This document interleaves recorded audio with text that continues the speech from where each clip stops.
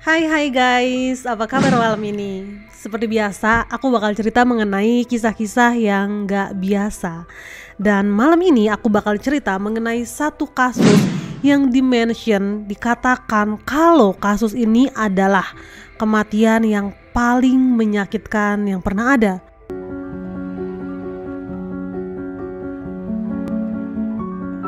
Buat tahu kisah lengkapnya, langsung aja ya guys, kita rangkum bareng isi Google.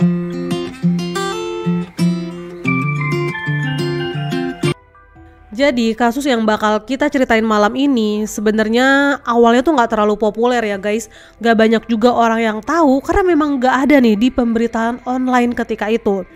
Sampai satu ketika di tahun 2014 ada seorang dokter ahli patologi forensik bernama Judy Melinek. Dia ini mention kasus tersebut. Jadi ya guys, dokter Judy ini dia adalah dokter ahli forensik yang memang udah terkenal banget. Karirnya tuh udah berpuluh-puluh tahun, udah banyak banget deh kasus yang dia tanganin. Nah ketika itu dokter Judy dia baru aja bikin sebuah buku dan dia diwawancarain lah oleh banyak wartawan. Sebenarnya buat buku yang lagi dia terbitin ya guys.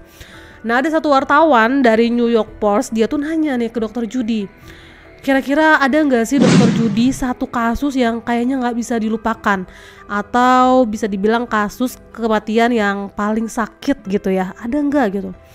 Dokter Judy nggak langsung jawab, dia diem kayak cukup lama sampai dia nyebutin satu nama.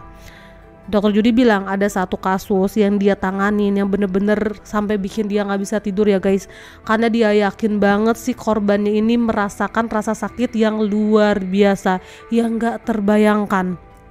Para wartawan maksa lagi ya, siapa sih kasusnya gitu, karena dokter Judy awalnya nggak mau tuh nyebutin secara detail kasusnya.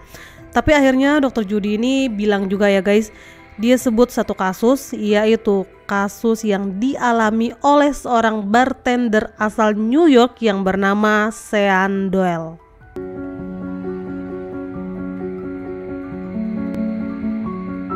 Oke, sekarang kita masuk ke detail kasusnya guys. Kenapa kasus yang dialami oleh Sean Doyle ini sampai dibilang yang paling menyakitkan yang pernah ditangani oleh dokter Judy Melinek ini.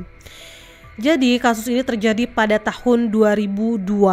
Ketika itu ada seorang bartender bernama Sean Doyle. Dia ini kerja di sebuah restoran mewah yang ada di wilayah Manhattan, New York. Nah di tempat kerjanya orang-orang yang kenal sama Sean ini ngasih julukan yang unik buat dia. Dia dipanggilnya The Little Guy. Kenapa? Karena badannya Sean ini memang kecil ya guys, tapi bukan kecil yang gak normal gitu, dia normal, tapi memang pendek, kecil, mungil lah. Makanya orang-orang tuh manggil dia Little Guy. Tapi Sean juga gak masalah dipanggil kayak gitu, toh emang kenyataannya kayak gitu ya guys. Nah Sean ini tinggal di sebuah apartemen yang lokasinya gak jauh dari tempat dia kerja. Nah di apartemen tersebut Sean punya seorang teman dekat yang bernama Mr. Wright.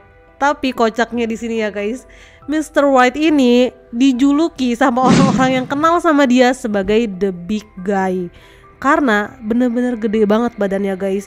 Si Mr. White ini badannya tuh tinggi, besar, gempal, gemuk gitu guys. Bener-bener kayak raksasa lah. Makanya orang-orang manggil dia The Big Guy.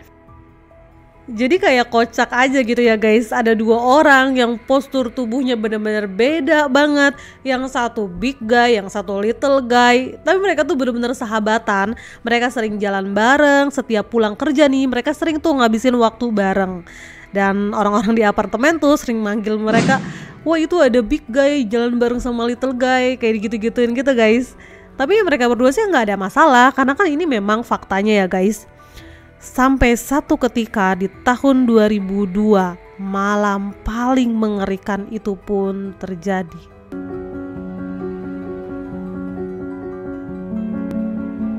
Hari itu Sean baru aja pulang kerja dan dia pun lagi naik lift nih di apartemen yang menuju ke kamarnya. Nah setelah dia keluar dari lift ketemulah sama Mr. Wright dan juga pacarnya. Mereka berdua ini mau pergi hangout, mau kayak minum-minum gitu lah guys. Dan Sean ini diajak, udahlah hangout bareng aja sama kita mau ke bar depan apartemen tuh deket kok gitu. Nah Sean ya oke-oke aja karena memang mereka sering hangout bareng. Jalanlah mereka ke satu bar yang lokasinya gak jauh dari apartemen tempat mereka tinggal. Di malam itu ya mereka minum-minum lah ya guys, layaknya anak-anak muda yang tinggal di New York City. Nah setelah waktu udah mulai tengah malam, mereka pun mutusin buat pulang. Nah sebelum pulang, Mr. White ini izin buat ke toilet dulu karena dia udah kebelet banget. Pergilah dia ke toilet, tinggallah di meja Sean dan juga pacarnya Mr. White. Nah sebenarnya mereka berdua kayak lagi ngobrol-ngobrol aja ya guys, nungguin Mr. White ini dari toilet. Nah setelah keluar dari toilet, entah apa yang terjadi, nggak tahu kesambet apa, atau mungkin Mr. White ini masih berada di bawah pengaruh minuman ya guys. Tiba-tiba aja dia kayak terbakar api cemburu. Dia kayak langsung marah banget pas ngeliat Sean lagi ketawa-ketawa sama pacarnya. Tanpa ngomong apa-apa, Mr. White itu langsung nyamperin Sean dan langsung nonjok dia gitu loh guys, kayak langsung dipukulin. Ya kebayang dong, Sean itu badannya kan kecil banget ya, sampai dipanggil little guys, sedangkan si Mr. White ini gede banget. Tapi Sean tetap berusaha buat kayak nangkis gitu lah guys ya. Kondisinya ini udah di depan dari bar tersebut, dan Sean itu kayak mundur-mundur lah ya karena kan dipukulin. Sean pun jadi nggak ngeliatin sekeliling. Akhirnya Sean ini tanpa sengaja jatuh dan masuk ke sebuah lubang atau manhole yang ada tepat di belakangnya guys. Jadi ya guys, manhole ini tuh kayak lubang, kayak semacam got yang ada penutup besinya, kayak gini ya guys. Isinya tuh ya bukan cuman air kotor aja, bukan kayak got biasa ya guys. Manhole ini dalamnya ada banyak pipa, dari mulai pipa listrik, pipa kabel internet, pipa gas, pipa air panas, dan segala macam pipa lainnya. Dalamnya itu 5 meter, benar-benar dalam ya. Dan biasanya manhole ini tuh nggak pernah terbuka, selalu ditutup secara rapat, dikunci. Tapi hari itu manhole ini lagi dibuka karena memang lagi dalam perbaikan, lagi ada maintenance. Sebenarnya tuh udah ada garis-garis polisinya gitu, udah kayak ada penandanya. Tapi karena memang Sean ini kondisinya lagi dipukulin, jadi dia mundur-mundur, dia nggak sadar ngelewatin garis tersebut sampai jatuh nyosrok gitu ya guys, sampai ke dalam manhole tersebut. Dan hari itu pipa yang lagi diperbaiki adalah pipa yang berisi gas panas. Pas jatuh Sean itu nubruk pipa yang memang lagi diperbaiki tersebut, akhirnya bocor ya guys. Dan air panasnya ini uapnya langsung nyembur keluar di dalam manhole yang dalamnya 5 meter. Bayangin dong itu kayak gimana panasnya ya. Pas jatuh, Sean ini sebenarnya nggak mengalami luka yang parah ya. Dia tuh kayak nggak ada yang patah tulangnya atau apapun. Dikatakan bahkan dia tuh sempet bisa diri dan langsung kayak teriak-teriak minta tolong. Karena langsung panas banget dong, pipa air panas ya, gas panas ini yang nyembur ya guys. Nah pacarnya Mr. White ini langsung nelpon cepet 911, pihak keamanan pun langsung datang. Sebenarnya si pipanya pun langsung ditutup ya guys, tapi uap panasnya ini terus nyembur. Dan dalam waktu yang singkat, manhole sedalam 5 meter ini suhunya terus-terusan naik. Dari mulai 50 derajat Celcius, 100 derajat Celcius, bahkan diperkirakan sampai 300 derajat Celcius. Wow, ini kan udah kayak dikukus hidup-hidup ya guys. Bukan air panas yang keluar, tapi uap panas ya guys. Nah ketika itu pihak keamanan nggak bisa banyak bertindak. Mereka ngedengar dengan jelas kalau Sean ini teriak minta tolong, tapi mereka nggak bisa turun ke bawah. Ya kalau turun ke bawah sama aja bunuh diri dong. Ya karena ini manhole-nya tuh dalam kondisi yang benar-benar panas banget guys.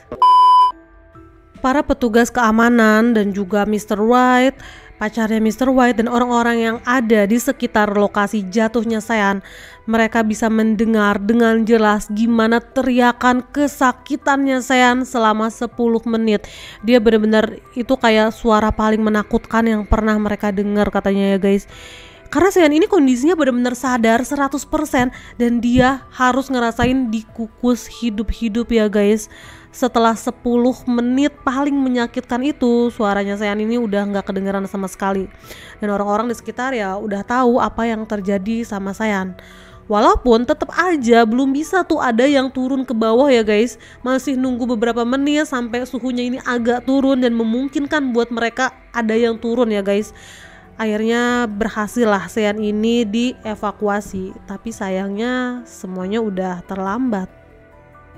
Saat tubuh Sean ini tiba di meja otopsinya Dr. Judy Melinek, Dr. Judy tuh bilang kondisinya ya bisa diibaratkan kayak lobster yang selesai dikukus sampai mateng gitu ya guys.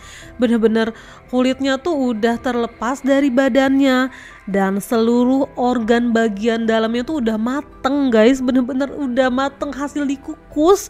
Serem banget ya. Dan dokter Judy tuh bilang gak ada patah tulang ataupun trauma otak di tubuhnya Sean. Jadi dia tuh kondisinya ketika ini semua terjadi sehat gitu ya guys. Dia tuh kondisinya sadar 100%. Yang berarti Sean ini merasakan rasa sakit yang luar biasa selama 10 menit terakhir hidupnya. Dan dokter Judy tuh ngasih penjelasan kenapa nih Sean itu bisa ngerasain semua sakit itu. Penjelasannya sebenarnya secara ilmiah ya guys, tapi akan aku jelaskan sedikit pakai bahasa sehari-hari aja supaya kita lebih mudah ngertinya.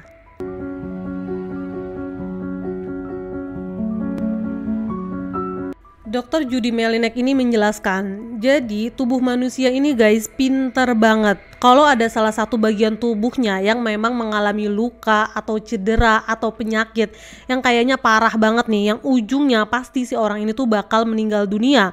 Atau kalaupun orang ini hidup, dia bakal ngerasain sakit yang luar biasa dan ujungnya juga gak bakal selamat. Kalau tubuh tuh udah bisa mendeteksi hal tersebut, tubuh bahkan memilih buat koma sampai akhirnya orang ini sembuh atau nggak sembuh, tapi tubuhnya tuh koma. Tujuannya supaya seorang ini tuh nggak ngerasain rasa sakit gitu ya guys. Tapi buat kasusnya Sean ini, dia tuh nggak ada luka, nggak ada trauma otak, nggak ada patah tulang. Jadi dia tuh sadar 100% ya guys.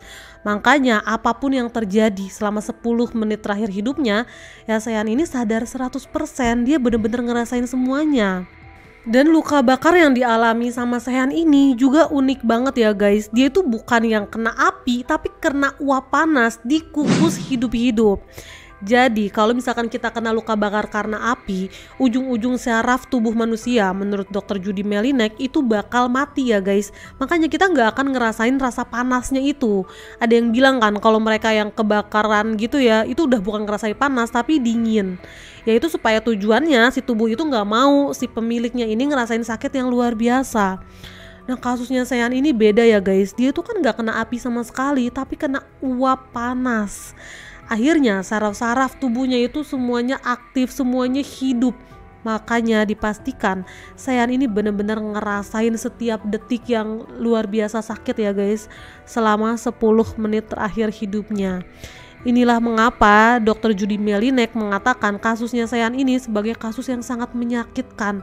Karena dia tuh benar-benar kondisinya dalam sadar gitu ya 100%. Jadi dia ngerasain banget semua sakitnya itu guys. Aduh ngeri banget ya. Oke, itu dia guys cerita kita malam ini. Baru tahu loh aku ya guys kalau ternyata tubuh manusia emang pinter. Ngeri banget ya buat kasus ini.